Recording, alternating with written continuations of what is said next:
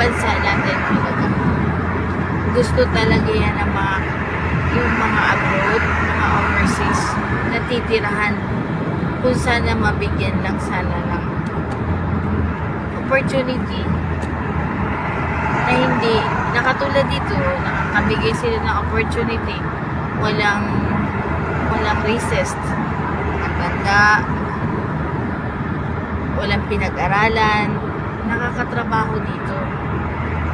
Sa atin, sobrang hirap maghanap ng trabaho. Kung makahanap ka man, talagang piling-piling din.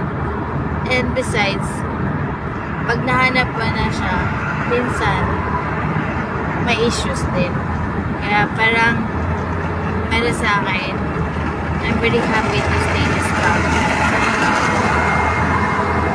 Sana maayos ang government natin yung platform kung paano mamumuhay ang tao.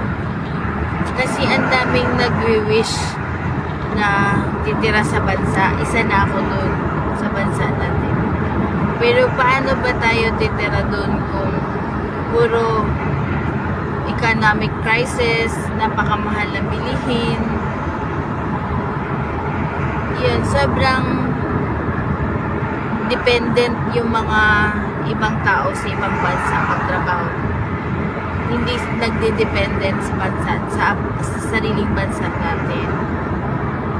Kaya, nakakalungkot. Sana magawa nila ng solusyon yan. Hindi puro problema o away o paanuhan kung sino dapat mamuno o hindi na dapat yun yung inuuna.